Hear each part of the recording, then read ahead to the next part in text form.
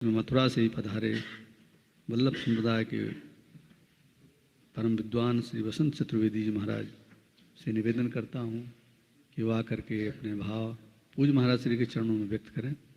मुझे स्मरण है इनके सद्गुरुदेव बहुत बड़े विद्वान थे मथुरा के, और उनके संग आते थे ये, और आकर के महाराज जी के सत्संग का लाभ लिया इन्होंने भी बहुत, और वर्तमान में मथुरा वृंदावन के अद्भुत विद्वानों में हैं। तो उनसे निवेदन है कि वो भी इस दिव्य महोत्सव में सम्मिलित हुए अपने भाव व्यक्त करें। 25 मिनट है।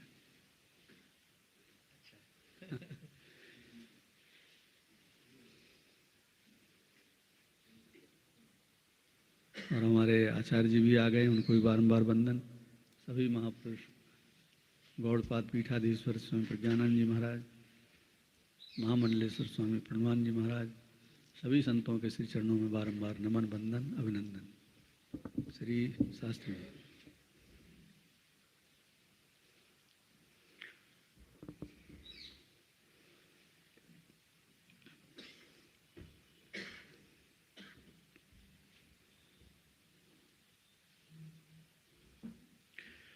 वंदे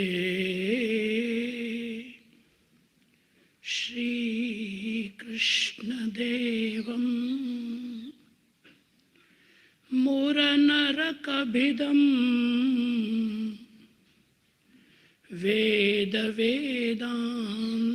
वेदवेदान्तवेद्यं लोके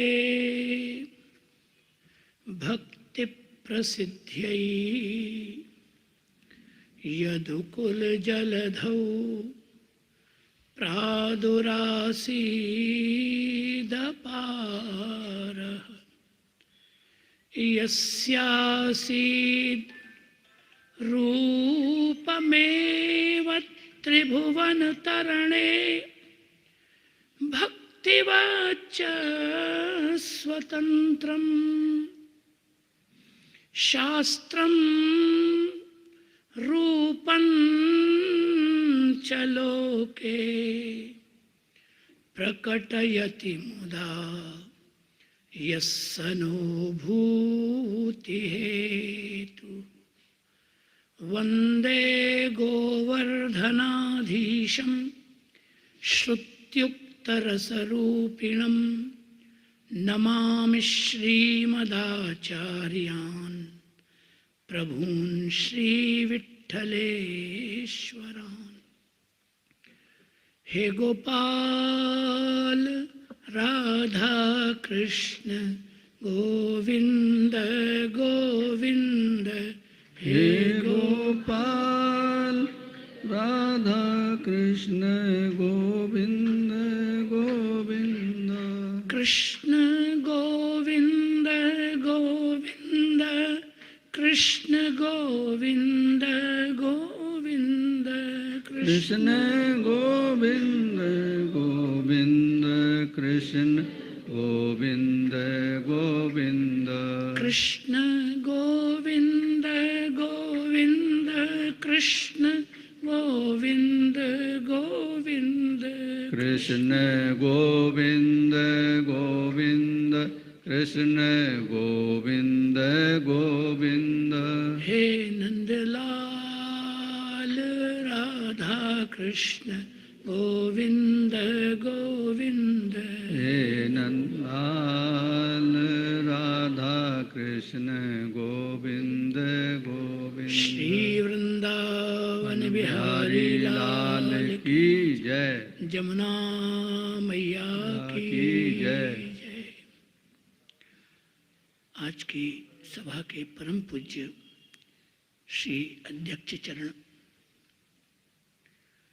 मंच पर विराजमान परम पूज्य स्वामी पाद, समुपस्थित सभी सत्पुरुष यतिवृंदों के चरण कमल में सादर दंडवत प्रणाम। देखिए, दृष्टिकोण भी एक महत्वपूर्ण विषय होता है। वृंदावन में जो हो रहा है, यदि उसे भगवत लीला समझकर हम देखें तो कहीं कोई क्लेश रहेगा ही नहीं। उसे वाद विवाद की दृष्टि से न देखें, केवल ये देखें कि ये सब भगवत लीला का विलास मात्र है, सब हो रहा है। परस्पर जो विरोध भी दिखता है वो भी विलास है, क्योंकि प्रणय में क्लेश भी तो एक महत्वपूर्ण वस्तु है। प्रणय क्लेश रसोत्पादक होता है। प्रणय में सेवा स्वीकार करना, आराध्य की आराधना करना, ये एक अलग बात है, लेकिन प्रेममय आराधना कुछ विचित्र ही होती है। प्रेम की आराधना भी कुछ अद्भुत होती है। ब्रज की गोपांगनाएं प्रेम की परमाचार्या हैं। श्री नारद जी को तो कोई गोपियों के अतिरिक्त भक्ति सूत्र में दृष्टांत ही नहीं मिला। उन्होंने गोपांगनाओं का ही दृष्टांत दिया प्रेम के लिए। लेकिन यदि आप श्रीमद् भागवत में दर्शन करेंगे तो कहीं भी लगभग विप्रयोग की बात छोड़ दें, पर संयोग में गोपियों और श्री कृष्ण के बीच में जो प्रेम दिखाई देता है वो कुछ विचित्र ही दिखाई देता है। गोपी विस्तोभितो नृत्यत भगवान बालवत क्वचित, अद्भुत प्रेम है। मर्यादा तो वेद की यह है कि उमा दारु जोसित की नाई, सबहि नचावत राम गुसाई। भगवान नचाते हैं, जीव नाच रहा है, यही एक मर्यादा है शास्त्र की। लेकिन ये व्रज है, यहां नचाने वाला नाच रहा है। गोपी विस्तोभितो नृत्य भगवान बालवत क्वचित। गोपियां श्री कृष्ण को कहती हैं कि लाला माखन खाएगा? हाँ खाऊंगा, जरा नाच के दिखा। और भगवान बालवत क्वचित, एक बच्चे की तरह नाचते हैं। क्या विचित्र आराधना है? क्या ये प्रेम नहीं है? क्या प्रेम की अधीनता के बिना इस प्रकार का व्यवहार परमात्मा से हो सकता है? कहां तक कहें, यहीं आगे लिखा है कि पीठकोन्मान पादुकम। गोपी कृष्ण से कहती है, लाला यदि छाछ लेना है, गोरस देना है, कुछ लेना है तो जरा वो पीढ़ा रखा है मेरा, जरा उठा के ला। उठ नहीं रहा है कृष्ण से। देखो बालवत हैं, वो बालक हैं, खींच के ला रहे हैं गोपी के पास, खींच के गोपी बैठी है, देख रही है उसको। जो जगत की व्यवस्थाएं खींच रहा है, जिसके संकेत से सारा ब्रह्मांड चलता है, वो पीठक खींच रहा है। पादुकम, इससे बड़ी क्या बात होगी? पादुकम, गोपी कहती है लाला मेरी पादुका रह गई है, जरा वहां दरवाजे पे जरा ले आ। भगवान गोपी की पादुका उठा रहे हैं, पादुका लेके आ रहे हैं। ये सब प्रणय का ही एक स्वरूप है, प्रेम का ही एक स्वरूप है।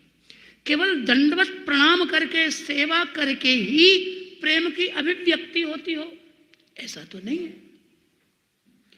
जैसे ब्रह्म व्यापक है, जैसे ब्रह्म स्वतंत्र है, जैसे ब्रह्म को किसी शब्द अर्थ से बांधा नहीं जा सकता, ऐसे प्रेम भी तो ब्रह्म स्वरूप ही है। उसे भी किसी क्रिया से, किसी शब्द से, किसी अर्थ विशेष से कैसे बांधा जा सकता है? वो भी तो स्वतंत्र है।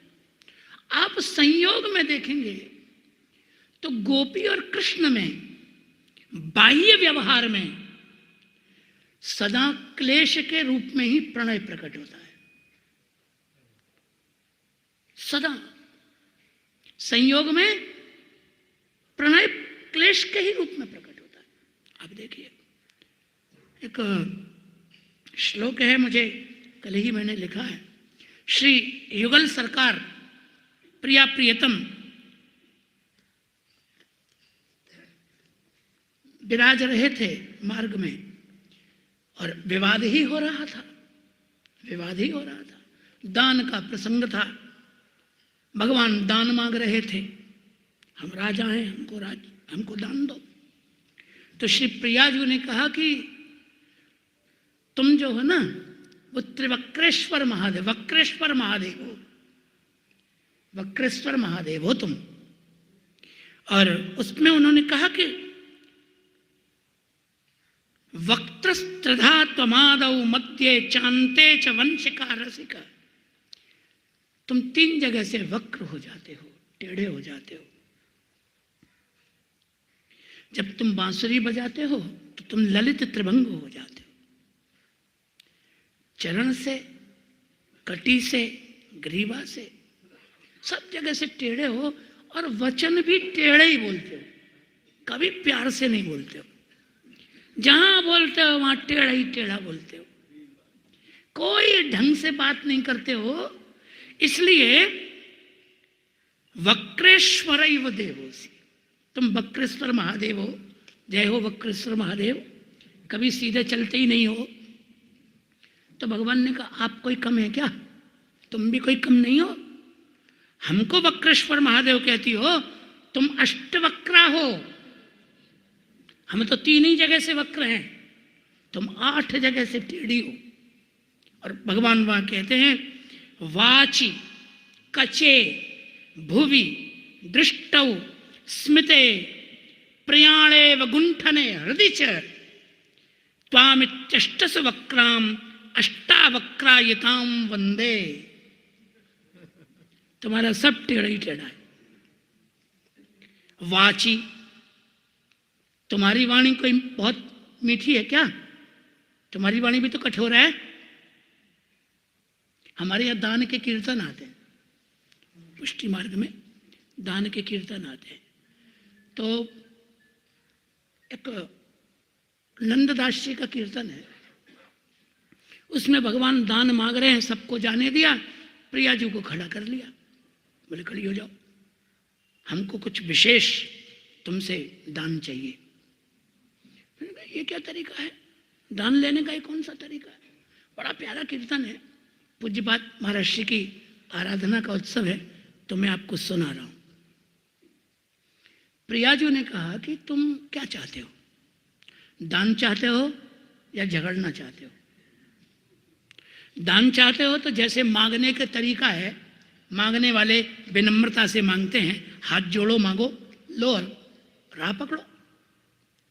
और यदि लड़ना ही चाहते हो तो तुम मुझसे जीत नहीं सकते। उसी का ये नंददास जी का पद है, मालकोश राग में है। मैं 2 पंक्ति पूज्यपाद महाराज जी को सुना रहा हूं।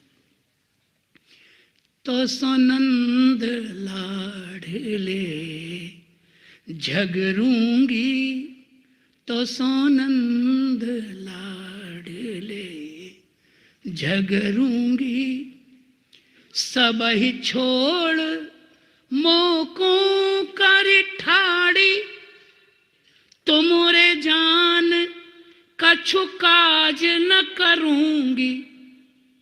नंद लाडले झगरूंगी, तो सो नंद लाडले झगरूंगी।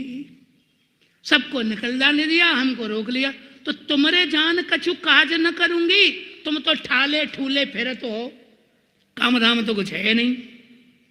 पुरुषार्थ से कुछ किया होए तब तो कुछ पता लगे उसका महत्व। बाप का पर पका पकाया मिल गया है, बड़े भारी राजकुमार बन के खड़े हो, तो तुमको तो कोई काम धंधा है नहीं, तो तुम सबको निकम्मा समझते हो क्या? तुमरे जान कछु काज न करूंगी, हमको कोई काम धाम नहीं है क्या? दान की बात करते हो तो मांगने के तरीके से मांगो। सूधे दान ले हो किन अपनो, सूधे दान ले हो किन अपनो, कछु पाम परूंगी। दान मांगना है तो जैसे मांगने वाले मांगते हैं, हाथ जोड़ जोड़ के मांगो, ले लो थोड़ा सा। अब दान भी दूं, तुम्हारे पैर भी पकड़ूं, ऐसे कोई राजा तो नहीं लगते हो तुम। तो कछु पाम परूंगी, कोई पैर पकड़ूं तुम्हारे? नहीं पकड़ती, जाओ। और देखो, इतना जो तुम अकड़ते हो ना, क्योंकि हम तुमको प्रेम करते हैं, बस इसलिए करते हो। तो दुरुपयोग मत करो हमारे प्रेम का, सीधे राह चलो। दुरुपयोग, मैं यदि तुमसे कुछ नहीं कह रही हूं तो इसका मतलब ये मत समझो कि तुम जबरदस्ती कर सकते हो। मैं यदि बिगड़ जाऊं तो अभी तमाशा हो जाएगा तुम्हारा। प्रियाजू का वचन है।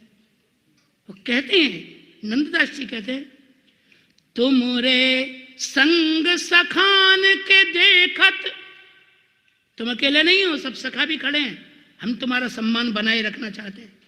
और बदमाशी करोगे तो तुमरे संग सखान के देखत अब ही लाढ़ उतार धरूंगी,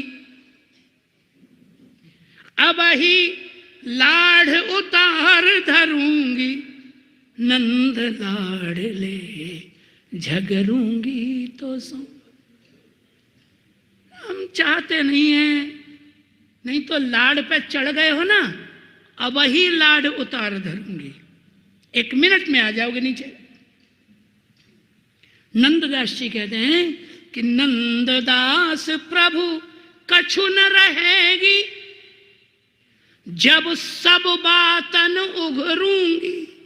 7 पीढ़ी काट के रख दूंगी तुम्हारी। अभी जहां तुम रहते हो ना, हम भी वहीं रहते हैं, यहीं रहते हैं हम भी।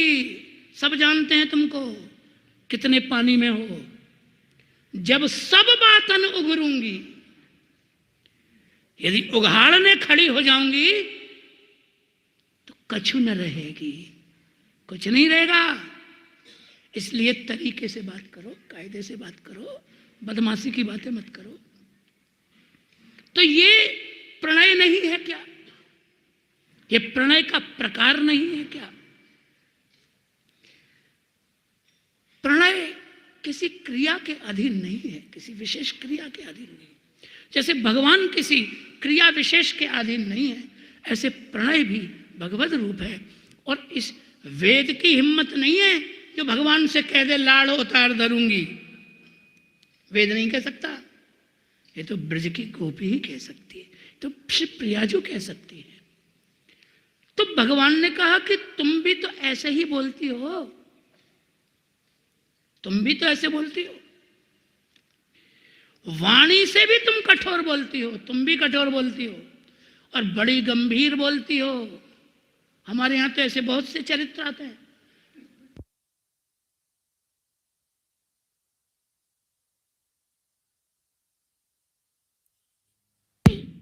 तो बोलते हुए कृष्ण को चुप कर दे। महाराज जी, एक ऐसी भी कथा आती है कि निकुंज में विराजमान श्री कृष्ण कुछ आनंद में मग्न थे, तो आत्म प्रशंसा उन्होंने अपनी स्वयं करना शुरू किया, अपने गुणानुवाद स्वयं गाना शुरू किया। तो ललिता जी ने कहा कि अब चुप हो जाओ, बहुत हो गया, हम सब जानते हैं, अब चुप हो जाओ। और चुप ही न हो, कृष्ण चुप ही, अब भगवान बोलना शुरू कर, चुप कौन करे? तो उन्होंने राधा रानी की ओर देखा, बोले कुछ तो करो। बोले ही जा रहे, बोले ही जा रहे। तो प्रियाजू ने एक पुष्प अपनी वेणी से निकाला और कहा, अच्छा इतने विद्वान हो, इतने गुणवान हो, तो चलो यही बता दो कि ये पुष्प जो हमने वेणी से निकाला, इस पुष्प का नाम क्या है, हमें बताओ, कोई और नहीं, हमको बताओ क्या है। अब वो श्वेत वर्ण का तूमा का पुष्प था, तूमा उस पुष्प का नाम था। और भगवान चुप हो गए। प्रियाजू ने कहा, बताओ हमको इस पुष्प का नाम क्या है, हमें बताओ। भगवान नहीं बोल रहे।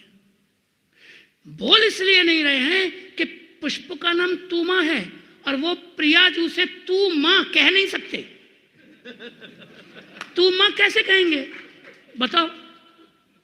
तो कह नहीं सकते, ऐसे चुप हो गए। बताओ, ये सब ब्रज का खेल है साहब, ब्रज की लीला है। ये सब वाणी से भी व्यक्त होती है, काया से भी व्यक्त होती है, क्रिया से भी व्यक्त होती है, दृष्टि से भी व्यक्त होती है। जो होता हो सब भगवान का विलास है, भगवान का सब प्रणय विलास है ये सब। तो भगवान कहते हैं तुम केश से भी टेढ़ी हो, वाणी से भी टेढ़ी हो, दृष्टि से भी टेढ़ी हो, जरा कटाक्ष से दृष्टिपात करती हो तो मैं बड़ी मुश्किल से अपने आप को संभालता हूं। आपके दृष्टि का कटाक्ष इतना तीक्ष्ण होता है। हमारे राजेश्वर तो जानते हैं, सतीर्थी ही हैं, हमारे हिंदी के पढ़ाने वाले अध्यापक आदरणीय श्री मथुरानाथ जी, वो श्री राधा रानी के नेत्रों के विषय में कहते थे कि श्री राधा रानी काजल लगा रही थी नेत्रों में, तो उनकी सखी ने उनसे कहा कि काजर मत दे एरी सुहागिन, काजर मत दे एरी सुहागिन, आंगुरी तेरी कटेगी कटाक्ष में। तेरे कटाक्ष इतने तीखे हैं, श्री कृष्ण का कलेजा कट जाता है, तेरी उंगली नहीं कटेगी क्या? कट जाएगी। ऐसे कटाक्ष है प्रियाजू के। तो दृष्टि से भी टेढ़ी, कहां कहां टेढ़ी नहीं है। और सही बात है, यदि टेढ़ी न हो तो क्या टेढ़े से जन्म पत्री मिलेगी? भाई संयोग तो टेढ़े टेढ़ी का ही मिलेगा ना। तो ग्रह तो ज्योतिषी मिलाएंगे ही नहीं, वो कह देंगे नहीं मिलता ग्रह। ये सारी कथाएं प्रेम की हैं। अहेरव गति प्रेमणा, प्रेम की को तो गति ही टेढ़ी है, गति ही टेढ़ी है। तो ये सब जितना कुछ हम देखते हैं, इसे विवाद न देख के, क्लेश न देख के, क्यों न भगवान के प्रणय विलास के रूप में ही देखें। विद्वानों में जो मतभेद है वो भी भगवान की एक लीला का विलास ही है। और मतभेद हो वहां तक ठीक है, मनभेद न हो, मनभेद न हो। शास्त्रों में तो मतभेद होते ही हैं, इसमें क्या आपत्ति है? तो ये सब भगवान की लीला का एक विलास ही है। तो हम तो, हमारी समझ ऐसी है कि यहाँ व्रज में जो हो रहा है श्री कृष्ण का रमण ही हो रहा है, सब रमण हो रहा है। वो क्लेश के रूप में हो तो भी एक प्रणय क्लेश ही है, सब रमण है, उसी रूप में उसको समझना चाहिए। मैं अहमदाबाद था, कल ही आया हूँ। आदरणीय स्वामी जी का फोन पहुंचा था, तो अहमदाबाद में कथा हो रही थी, मैं वहाँ था। तो मार्ग में मुझे जब पता चला कि पूज्यपाद श्री महाराज जी का आराधन महोत्सव है, तो मार्ग में एक 4 पंक्तियाँ मैं लिख के लाया था पूज्य श्री महाराज श्री के लिए। तो मैं बस वही निवेदन करके, और चूँकि काल की भी गति है, पूज्यपाद महाराज श्री समय का बड़ा अनुपालना समय की करते थे। तो वो कहते थे कि अच्छा प्रवक्ता वही है कि जो समय के अनुसार कुछ बोले। तो 2-4 पंक्तियां लिखी हैं, वो मैं सुना रहा हूं। मेरे मन के बहुत पास तुम, मेरे मन के बहुत पास तुम, खिले कमल के जैसे सुरभित, खिले कमल जैसे सुरभित, और आशाओं के अमलतास तुम, नदियों को पीने को उत्सुक, सागर जैसी अमिट प्यास तुम। प्रेम की प्यास कहाँ मिटती है? किसकी मिटी है? प्रेम प्यासे नैन, जो प्यासा रह गया उसने कुछ पिया, और जो तृप्त हो गया उसने प्रेम तो नहीं पाया। अतृप्ति में ही तृप्ति का अनुभव हो, उसी का नाम प्रेम है। सागर कभी तृप्त नहीं होता, हजारों नदियां बहती हैं। नदियों को पीने को उत्सुक सागर जैसी अमिट प्यास तुम, सदा तरसते चातक के घन बिंदु जैसी एक आस तुम। स्वार्थ रूप संसार मध्य दिखने वाले प्रेम प्रकाश तुम। स्वार्थ में प्रेम के प्रकाश के रूप में पूज्यपाद महाराज श्री का दर्शन होता था। कोई नहीं पूछता था, हम जैसे तो बच्चे थे, गुरु जी के साथ आते थे जैसे आपने बताया। और वहां इतने विद्वान, हमारा कहाँ नंबर लगे, हमको वहां कौन जाने। पर पूज्यपाद महाराज श्री कहते थे नहीं, विद्यार्थियों को बोलना चाहिए, मंगलाचरण करो, चलो और कुछ नहीं तो मंगलाचरण करो। तो अवसर देते थे। बोलना तो बोलने से ही आता है, महाराज श्री अवसर देते थे। तो उसी भाव से लिखा है, स्वार्थ रूप संसार मध्य दिखने वाले प्रेम प्रकाश तुम, श्वासों में भी श्वासें भर दे जीवन का ऐसा विश्वास तुम। मार्ग बहुत जगत में लेकिन, मार्ग बहुत जगत में लेकिन एकमात्र मेरी तलाश तुम। सब पदार्थ बहुमूल्य मनोहर, मैंने पूज्य गुरु जी का भी स्मरण किया है।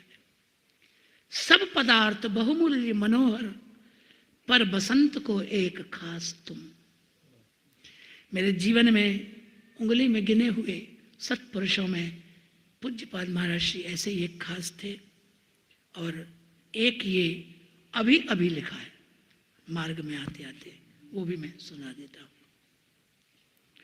मेरे तो बस सब कुछ तुम हो, समर्पण के भाव से लिखा है। प्रश्न और उत्तर भी तुम हो, जिज्ञासा और ज्ञान तुम ही हो, जीवन की पहचान तुम ही हो। थके पथिक का पंथ तुम ही हो, बोधक प्रेरक ग्रंथ तुम ही हो, साध्य साधना भी तुम ही हो। आराध्य आराधना तो मैं नहीं लिख पाया, पर उसको साध्य साधना के रूप में मैंने लिखा है। कौन है आराध्य और कौन है आराधना? अद्वैत में आराध्य भी वही है और उसकी आराधना भी तो वही है, और कौन है? साध्य साधना भी तुम ही हो, सरल भावना भी तुम ही हो, मुझ निर्धन के धन भी तुम हो, भाव भरित यह मन भी तुम हो, जीवन का क्षण क्षण भी तुम हो, मेरा तो कन कन ही तुम हो। भक्ति और भगवंत तुम ही हो, आदि और अनंत तुम ही हो, जीवन का सन्मार्ग बताए ऐसे सच्चे संत तुम ही हो। तुम ही करुणा सिंधु दयामय, निश्चल प्रेम पूर्ण सुकृपामय, ज्ञान और विज्ञान तुम ही हो, पुष्टि तिलक परिधान तुम ही हो, निरालंब का अवलंबन हो, शुद्ध प्रेम का परिरंभन हो।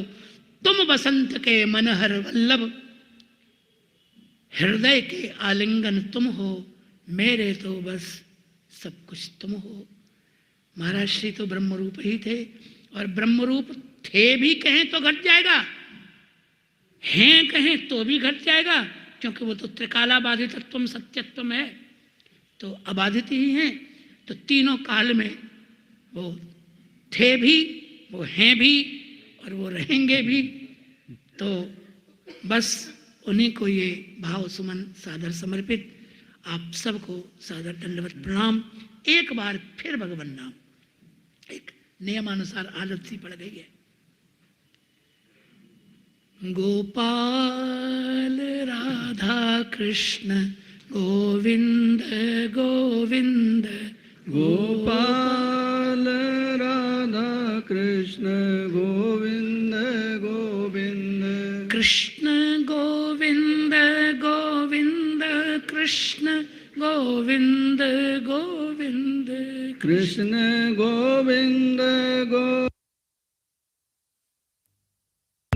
गोविंद, कृष्ण गोविंद गोविंद, कृष्ण गोविंद गोविंद, कृष्ण गोविंद गोविंद कृष्ण गोविंद गोविंद। हे नंदलाल राधा कृष्ण गोविंद गोविंद। हे नंदलाल राधा कृष्ण गोविंद गोविंद। कृष्ण गोविंद गोविंद। कृष्ण गोविंद गोविंद। राधा गोविंद गोविंद। राधा गोविंद गोविंद। श्री वृंदावन बिहारी हरि लाल की जय। आप सभी को सादर दंडवत प्रणाम। जय श्री कृष्ण। बोलो सद्गुरुदेव भगवान की जय। बांके बिहारी